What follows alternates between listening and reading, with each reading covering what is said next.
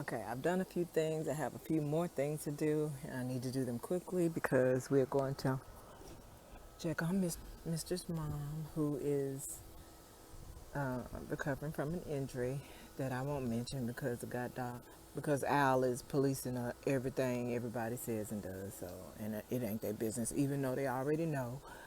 But it ain't their business that I'm discussing it. So, I'm over colonizers at this stage of life, and all y'all who claim not to be racist that sit back and enable. And I don't expect you to stand up and fight.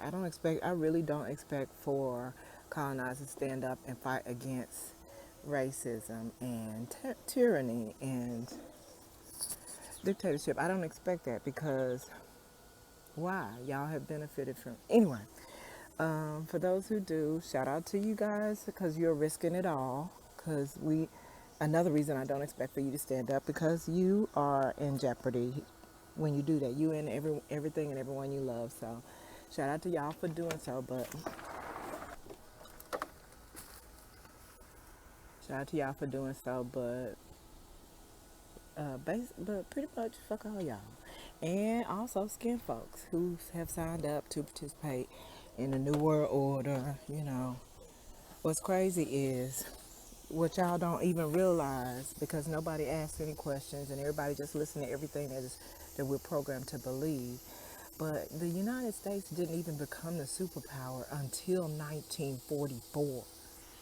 And so that was probably a decade, just merely, not even a decade before our parents were born. So the United States wasn't even all that for that damn long. We feel like from the beginning of time in history in the Roman and Greek era and shit.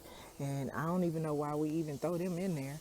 Like they the initiators of the human species, as if black people aren't and haven't always been. We always talking about Greek mythology, Roman mythology. How about black ancestry? You know what I mean? How about black deity? How about black spirituality?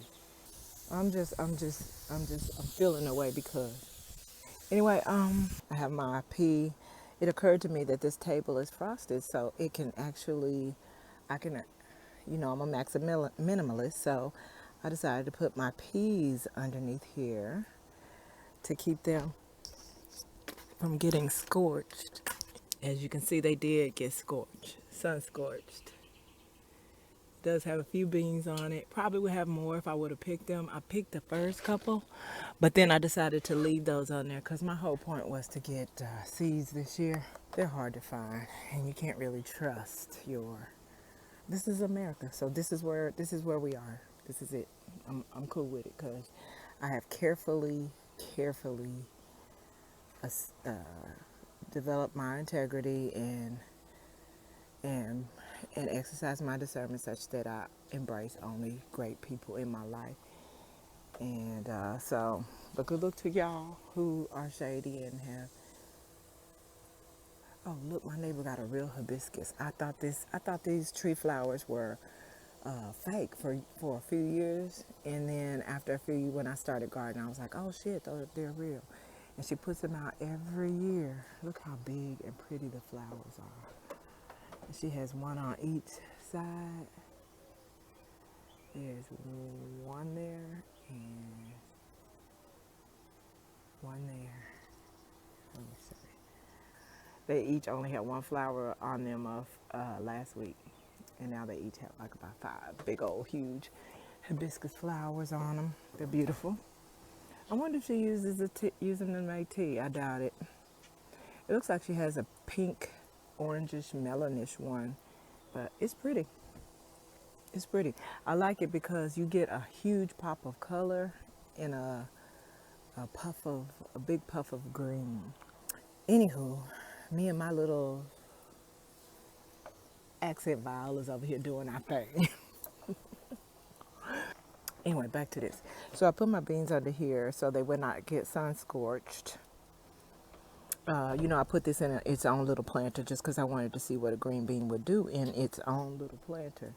Because, because if it works out, I could very well take just a big planter like so and put 3 green beans in it and be harvesting from it from the deck during the cold, you know, while it's cold out.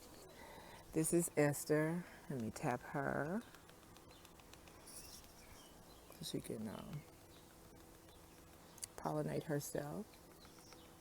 She has a host of flowers right there ready to pop off, and because I wanted to see what she would do in that little container, and it looks like she's going to give me a few tomatoes. I topped off Amara because I want to see what she's going to do. I see that they have these side shoots. They just have singular leaves. That's not going to work out for me. I'm growing for food. I would like to have the aesthetics, but I'm growing for food. So if that's all she's going to do, and I'm only going to have the tops, not sure what to do or how to feel about that. Oh, this is what it looked like. It's getting greener because I've noticed that the sun bleaches it to green.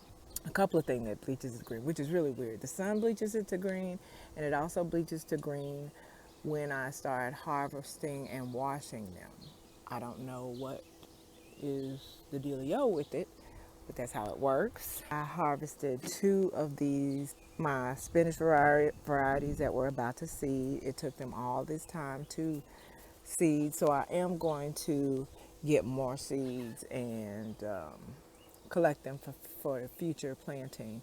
Meanwhile, though, I have planted a bunch of my regular spinach, and I'm going to replace all of those because I just want to use up those seeds, really. And I realize that these green beans are, I lollipop them, and I'm leaving these top leaves, and they can serve as a canopy for my salad greens, and hopefully Amara will do the same as she continues to grow. You'll see along this perimeter, all along the perimeter, these are carrots. I had 2 rows of spinach here, in the process of replanting them. No red leaf has come up, which is why I still have this red beet over here. I might go ahead and let that be great and pull the beet and eat it, serve it, find a way to cook it, see if it'll be delicious. I might mess around and find an amazing recipe, then we'll start eating beets. I don't know. It don't matter if we do. We got plenty of options. Another Amara. This is, I only topped off that one. And I have 2 callaloo over here, but they're just place markers until I get 2 more collards. You don't need this in your life. Oh, wait. Sugar beet. Sugar beet here. Look how great those leaves look. Ugh, they're pest resistant, girl. They're so pretty. Look how pretty and green those leaves are. Even prettier and greener than perpetual spinach. So I can't wait to see what they taste like cooked up. I know they taste pretty decent raw. This is my sungold. She ready. It's pretty good. I'm not gonna grow them again, but I am gonna collect these seeds though. But they're pretty good. You ready? Yeah, these 2 can't see now, but this was seeding spinach. I hope it makes it because I wanted to collect seeds from it. If it doesn't, I won't worry about it. I'll collect seeds next year, or I'll plant another one somewhere else. And for me to collect seeds from it, I'm just saturating that with water because of those I just put there. I need to saturate this as well. That's a cucumber. It turns out that one of my okra was a cucumber. These are my scalped purple tree collards, ready to grow a tip cutting. I'm going to pull that one back there. This is Esther. This is the mother, Esther. She's doing well. She doesn't even have the flowers that her daughter has, but she's doing well. She's happy back there. All this bullshit the birds came and planted. But all my beans are popping up, so I'm happy about them. And another one. This one is remaining red because it gets the most shade back here. 2JV. I just scalped these callaloo. This is a bok choy. I don't expect that to make it. It's too hot for that, really. I'm surprised it popped up. But let me set this water up.